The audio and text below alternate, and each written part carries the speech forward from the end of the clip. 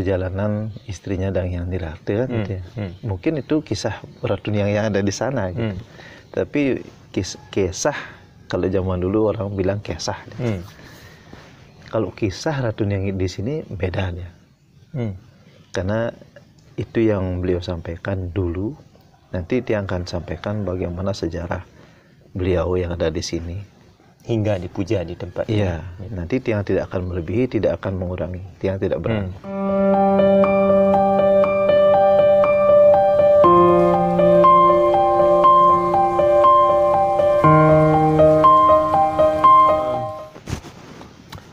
Om Swastiastu, Semeton. Om Swastiastu. Spiritual.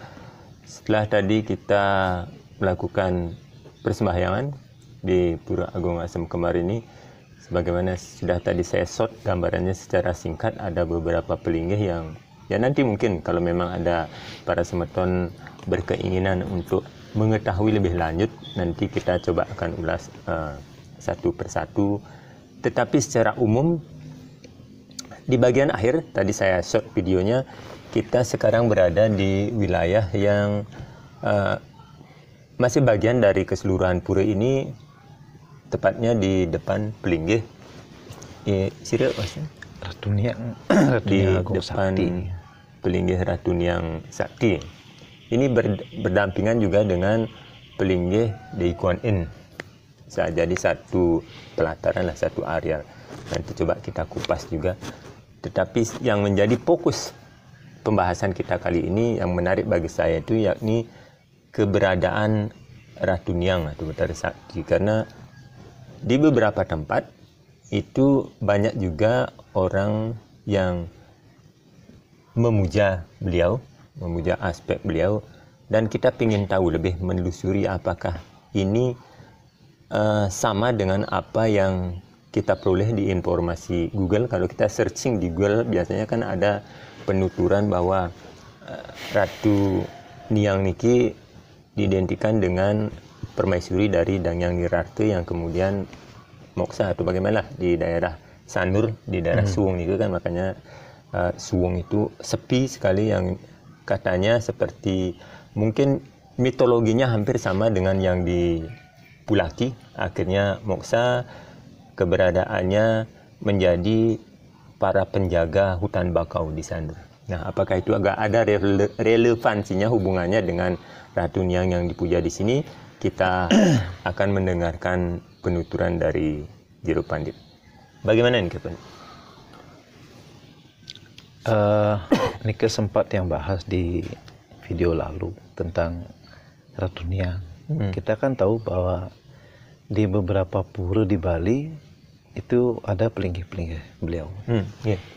Tetapi yang menjadi pertanyaan, apakah Ratu Niang di sini, Ratu Niang yang di sana itu sama?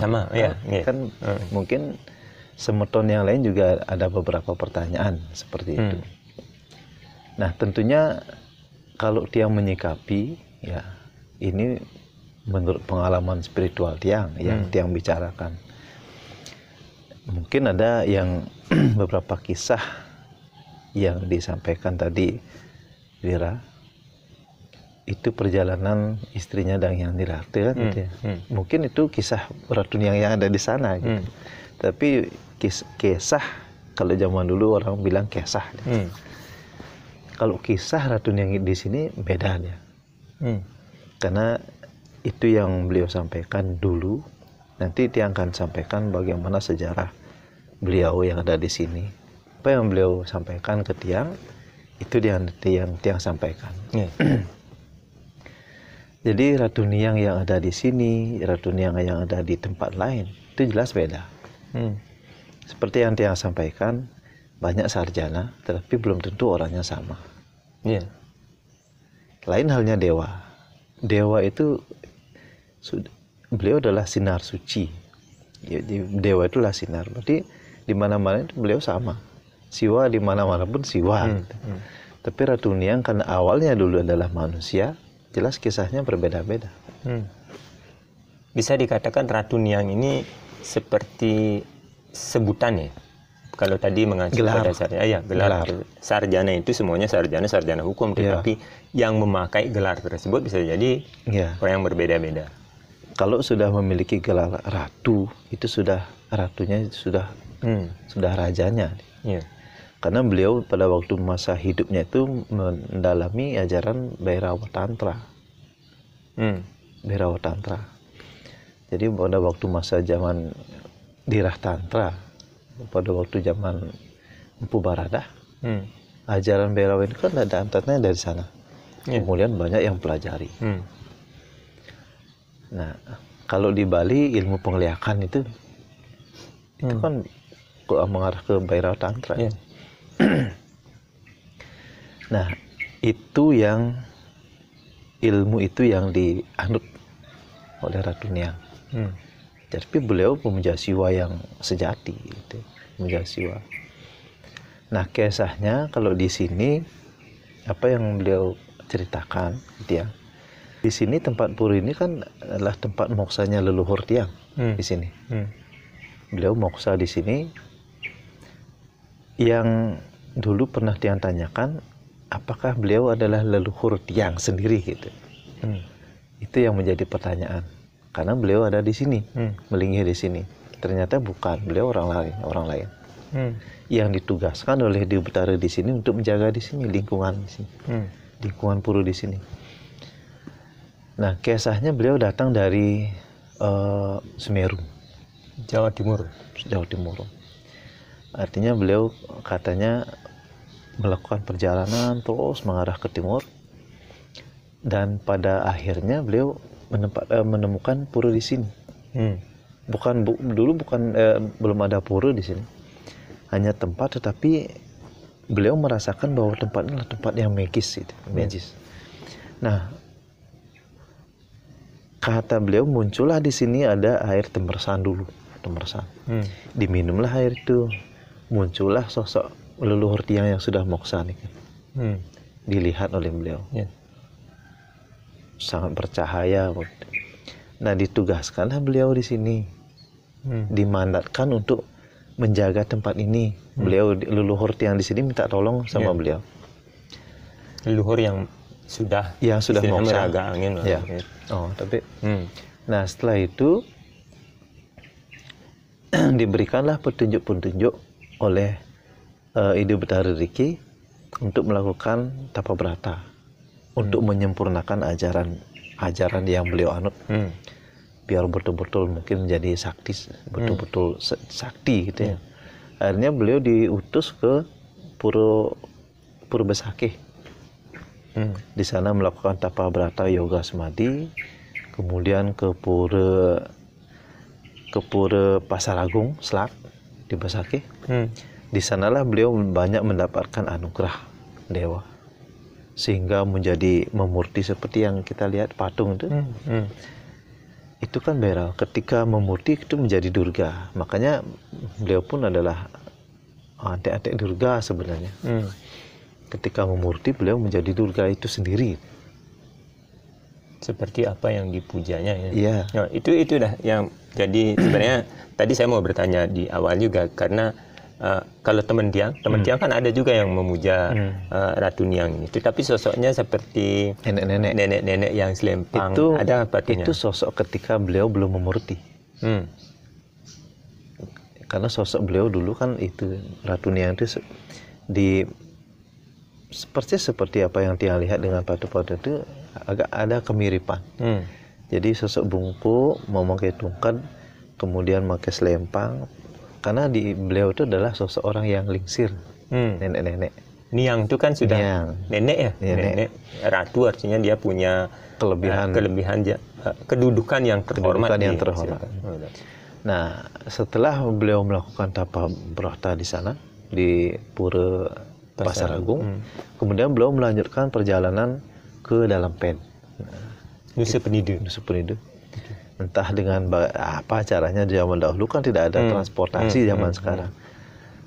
Coba kita bayangkan beliau datang dari Semeru dengan mungkin dengan ilmu meringankan tubuhnya. Seperti kisah-kisah para resi dan yang datang ke Bali itu. Akhirnya beliau di sana dalam pet melakukan tapa berata dan kemudian melakukan tapa berata di Gua Giri Putri dalam pet. Di sana beliau banyak lama melakukan tapa berata.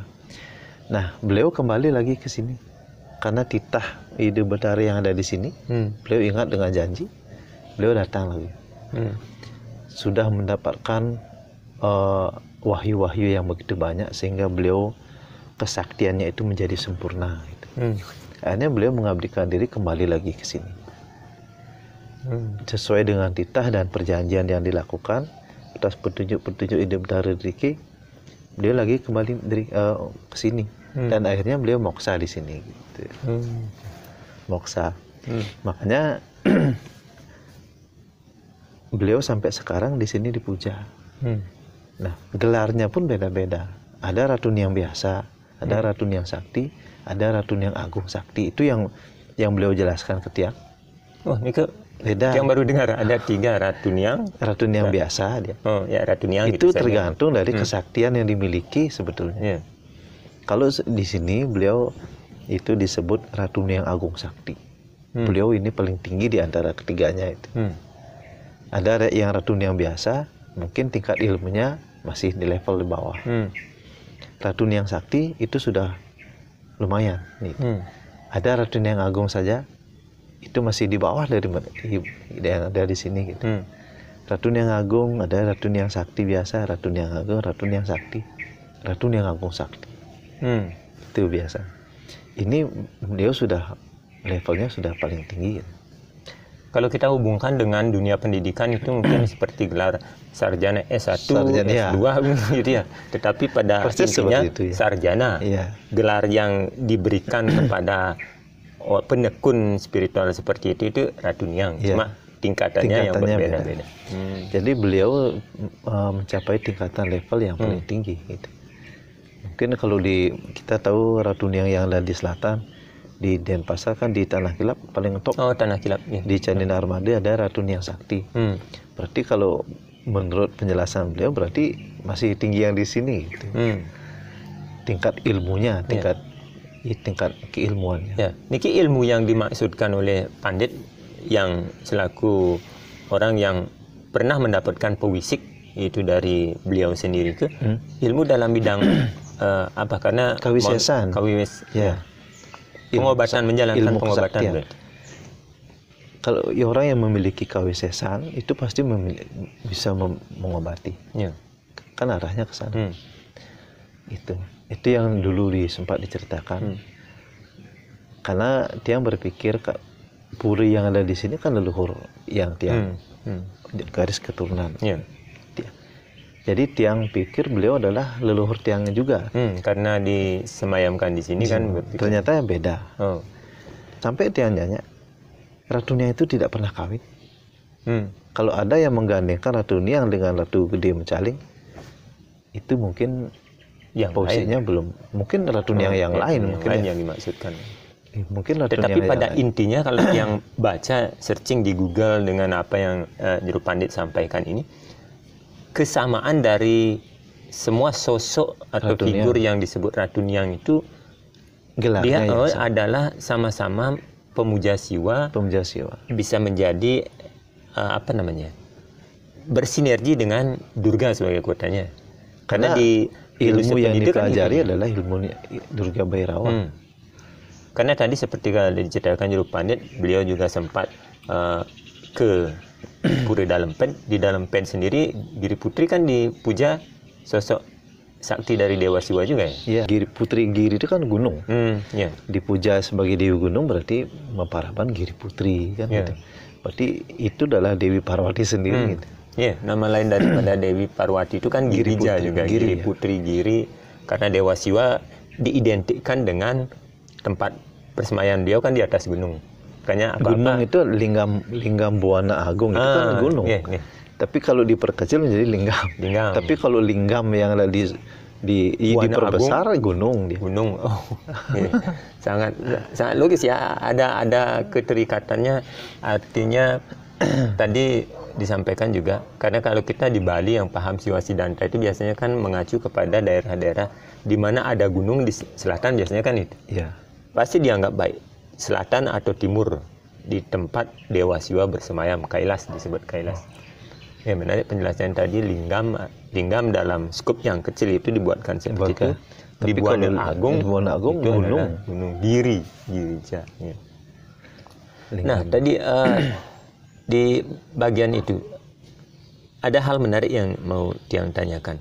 Karena biasanya kalau merujuk pada cerita-cerita para resi atau empu, para waskita yang pernah datang ke Bali dari tanah Jawa itu biasanya mereka kan juga bawa pengikut. Apalagi dalam hal ini tadi Juru Pandit mengatakan bahwa beliau Ratu Niang Saktiniki sudah memperoleh ilmu kewaskitaan itu bahkan dari beberapa tempat di Pasar Agung, kemudian sampai ke dalam pen. Ini biasanya pasti akan diikuti atau memiliki sejumlah pengikut. Itu tidak diceritakan, karena beliau tetap menjalani itu dalam kesendirian, selalu menyepi. Menjadi pertapa. Karena untuk mendapatkan wahyu kan harus menyepi. Ketika balik pun beliau tidak mungkin pas ada di sini beliau memiliki banyak pengikut. Ketika betul-betul berstana di sini, tinggal di sini, beliau ada pengikut. Itulah perbedaan. Kalau orang dulu memang melakukan tapa berata itu memang betul-betul serius untuk mendapatkan wahyu. Dulu sekarang aja kita lihat di sekeliling ini masih ya natural lah. Banyak puputan hutan-hutan lah masih seperti itu, tidak berada dalam lingkungan. Kalau sekarang kan sudah kadang tempat itu diapit oleh banyak sekali pemukiman. Ini kita bisa bayangkan puluhan bahkan ratusan tahun ketika beliau di sini itu menjadi. Nah dari itu dari leluhur Juru Pandit yang dari sana itu, ketika ini tidak adakah istilahnya petunjuk, saya kira pasti ada petunjuk dari leluhur yang sudah moksa di sini untuk bisa atau mengambil perguruan atau bagaimana dengan Ratu Niang yang ada di sini? Tidak ada diceritakan sampai di sini. Dulu leluhur Tiang Diki kan istilahnya ada paguyuban besar di sini, perguruan besar. Jadi leluhur Tiang yang sudah moksa ini alirannya Siwa Buddha. Oke, pantesan saya lihat di sana ada patung Siwa dan Buddha. Makanya di Puri ini ista dewata yang dipuja itu adalah Siwa dan Buddha. Karena penglingsir Tiang, leluhur Tiang yang ada di sini kembar. Beliau seorang sulinggi, seorang pendeta juga, seorang empu. Jadi yang satu alirannya Siwa, yang satu alirannya Buddha. Beliau di sini mengalami mencapai parama moksa. Tingkatan moksa itu kan ada 3. Moksa, adimoksa, parama moksa. Beliau mencapai tingkatan moksa yang tertinggi. Jadi seluruh ini hilang. Hanya menjadi cahaya hilang. Semua, makanya tidak ada petilasan, tidak ada kuburan. Kalau masih ada kuburan, walaupun dia sakti, berarti beliau belum moksa. Belum mencapai moksa. Itu cerita-cerita yang dulu kan banyak. Makanya di sini kita kan lihat ada Ratu Niang, ada Dewi Kuan Im. Di sini adalah Puri Nusantara. Jadi hanya Kristen yang tidak sangat beragam, ya sangat beragam. Ada di sebelah itu ada Ratu Kidul dan Siwa di sana. Oh di next, saya belum. Makanya di sini ini disebut, kalau secara nis disebut Pura Nusantara. Jadi semua keyakinan itu ada. Berbineka ya, tetapi ya gitu. Ya ini menarik sekali, walaupun tempatnya agak terpencil, tetapi banyak. Berarti seperti ini gitu, yang lihat ada tempat peninggi Dewi Kuan Im. Selama beberapa tahun ke belakang ini ada juga orang-orang Buddha Chinese lagi sering juga berada. Dulu dan sampai saat ini pun semua hari raya kita ambil, termasuk Imlek. Ada perayaannya di dirayakan. Terus Idul Adha, karena Muslim di Ibu Ratu Kidul kan Islam deh. Oh, ceritanya Ibu Nyi Roro Kidul itu Muslim? Muslim. Itu menarik untuk dibahas. Muslim. Baru saya tahu. Nah, ketika mulai puasa Ramadan, Lebaran kita merayakan di Pelinggih beliau. Termasuk sampai Idul Adha itu merayakan. Di sini Imlek gitu. Wah, makanya menarik ya, menarik. Semua, itu nanti kita telusuri lebih lanjut. Itu banyak hal positif yang dapat kita petik dari semua itu. Bahwa kita ini keragaman tradisi dan budaya termasuk agama. Jadi Tuhan tidak memandang agama seperti itu. Agama kita diajarkan kulit saja, kita diajarkan untuk memahami itu. Bagaimana keanekaragaman ini kita bisa menunggalkan menjadi satu untuk menuju jalan Tuhan. Perbedaan bukan untuk diperlebar sehingga menjadi pertikaian atau percecokan, tetapi seperti mungkin di gamelan Bali itu ya, berbagai macam instrumen yang berbeda ketika bisa disatukan, dikolaborasikan justru menjadi keindahan yang bagus sekali. Sebuah pesan yang sangat baik sekali. Nah, jadi ini, itu cerita sejarah singkat, terutama Ratu Niang yang ada di Puri ini, Pura Agung Asem Kembar. Jadi sesuai dengan apa yang kita baca di Google, itu mungkin kisah-kisah beliau yang ada di tempat-tempat lain. Jadi tentunya kisah masing-masing di tempat itu kan beda-beda. Perjalanannya beda-beda. Tidak bisa disamakan karena masing-masing tempat itu Ratu Niang itu berbeda. Bisa jadi orang yang dimaksudkan adalah yang berbeda tetapi memakai nama dan gelar yang sama. Gelar yang sama. Ya. Oke, pesan yang ingin Juru Pandit sampaikan sehubungan dengan banyaknya orang yang entah ditunjuk atau bagaimana, karena seperti cerita teman dekat saya itu dulu kan dia punya masalah sakit sampai dokter pun memvonis itu sudah harus melakukan tindakan yang sampai operasi lah, karena dari segi medis sudah tidak bisa dipertahankan. Tetapi lewat mimpinya dia mendapatkan petunjuk di hari yang sudah istilahnya kritis lah, di hari kritis dia mendapatkan petunjuk agar memuja atau lunas wangsuh pade dari Ratu Niang. Dan setelah dia melakukan itu dengan keyakinan sembuh. Hal yang bagi dunia medis itu tidak masuk akal. Tiba-tiba penglihatannya bagus itu.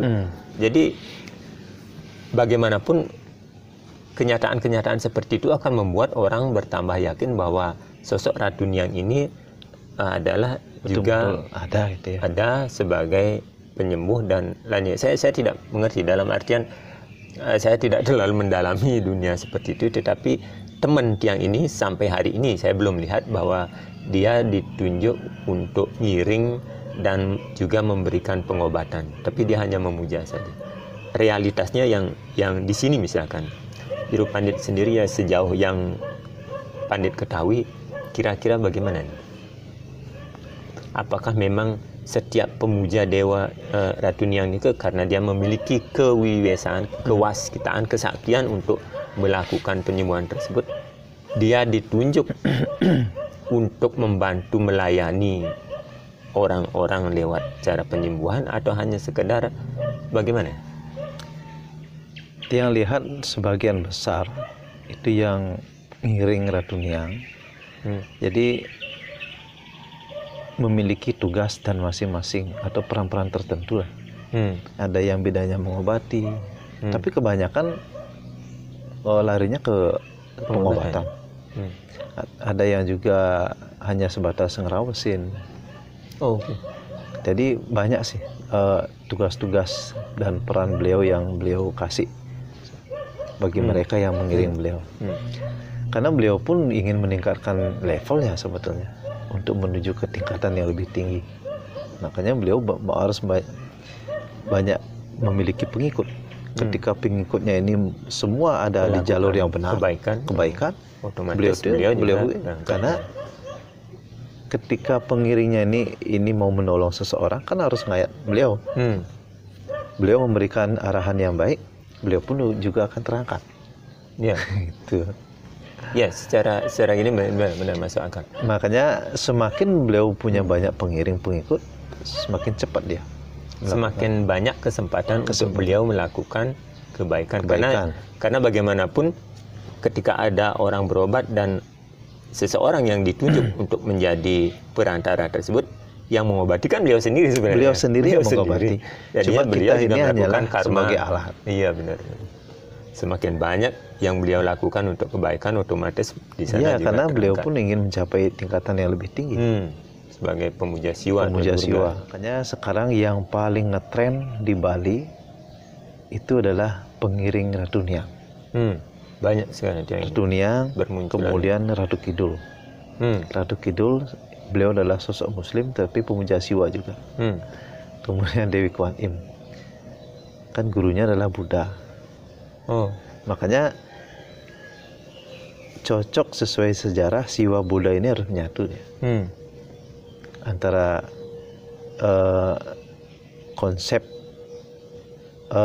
spiritual, spirit dan ritual, artinya konsep keluar dan ke dalam. Itu konsep siwa Buddha itu kan itu. Ini memang sudah saatnya menyatu. Itu yang disebut dengan agama Budi. Gitu. Bisa jadi apakah itu menjadi salah satu faktor kenapa tadi Pandit mengatakan dari leluhur ada dua yang memang jadi satu pemuja siwa dan satu pemuja Buddha. Dan di sini juga kita tahu bahwa Dewi Kuan Im tadi Pandit menyinggung beliau juga memperoleh berkat-berkat tersebut dari Sang Buddha. Sedangkan Ratu Niang sendiri dari adalah pemuja Durga dari siwa. Jadi mungkin ini kenapa jadi satu pelataran ya. Siwa, Buddha tetap jadi berdampingan jadi satu kesatuan. Menarik karena sekali. Pada hakikatnya kita kan akan mencapai akan menuju ke siwa, bukan ke Ratu Niang. Jadi Ratu Niang ini adalah ibaratnya jembatan yang untuk menuju beliau. Jenjang untuk menuju ke sana.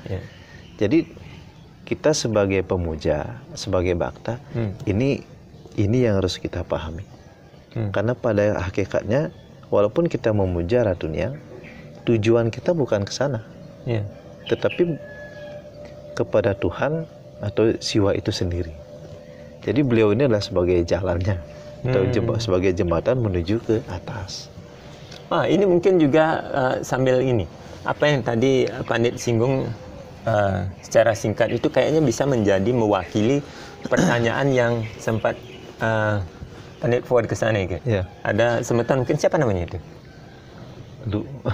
Itu pertanyaan bagi kami cerdas ya. Nanti mungkin kita bahas di video lain. Kita bahas di video lainnya. Tapi secara singkat gambarannya seperti tadi saya tangkap Pandit menceritakan. Nah ini terakhir Pandit. Tadi poin-poinnya saya rasa sudah jelas sekali. Sekarang seperti Pandit sendiri kan istilahnya menjadi orang yang dipercaya untuk melakukan pelayanan kesembuhan lah. Untuk beberapa beberapa yang Pandit mungkin sungsung seperti beliau Dewi kan di kamar suci saya lihat juga ada beberapa artinya. Dan termasuk mungkin Ratu Niang kan ada pesan-pesan yang ingin Pandit sampaikan kepada istilahnya teman sejawat atau orang-orang yang memiliki tugas yang sama dipercayakan untuk melayani Nike. Karena ini juga sehubungan dengan istilahnya kesadaran dari sang jiwa itu sendiri. Syukur sekali sudah diberikan kepercayaan, tetapi bagaimana kepercayaan tersebut tidak menjadikan mereka jumawa, merasa ini. Jadi intinya kalau Tiang pribadi, dia ambil secara pribadi. Tiang Nike apalagi sudah lama bergelut di bagian pengobatan sanjiwani. Dia hanya merasa diri Tiang ini sebagai alat saja. Jadi Tiang berpikir bukan Tiang yang menyembuhkan. Kita hanya alat, tetapi beliaulah yang membantu dengan kekuatan energi mayanya. Dia hanya berpikir seperti itu. Kalau kita memiliki pemikiran bahwa kita yang mengobati, kita yang menyembuhkan, itu akan memunculkan ego. Sering-sering ada banyak memunculkan kesombongan di dalam diri. Ketika itu muncul, itu akan menjadi hal yang berbeda. Bukannya menyembuhkan karena istilahnya kita mengakui sesuatu yang bukan sebenarnya pekerjaan kita. Ya, makanya Tiang tidak pernah mengakui. Tiang mewanti-wanti bicara, bukan dia yang menyembuhkan, tetapi beliau yang menyembuhkan. Jadi Tuhan itu dan beserta para dewa dewi, Debta-Betari, beliau adalah pelaku dari semua. Di balik, mungkin secara fisik kita yang mengambil, tapi energi itu kan datang dari beliau. Jadi beliau yang menyembuhkan. Itu sebenarnya prinsip yang harus kita pegang, biar tidak kemunculan rasa jumbawa, rasa sombong. Ketika sombong ini menghinggapi di dalam diri kita, itu tidak akan langgeng. Jadi kesedihan seseorang itu cepat dihancur itu. Pasti demikian ya. Secara iya bisa. Karena yang menghancurkan itu bukan siapa saja. Jadi kesombongannya sendiri. Kesombongan diri kita sendiri yang akan menghancurkan tidak diri dipercaya kita. Lagi ya.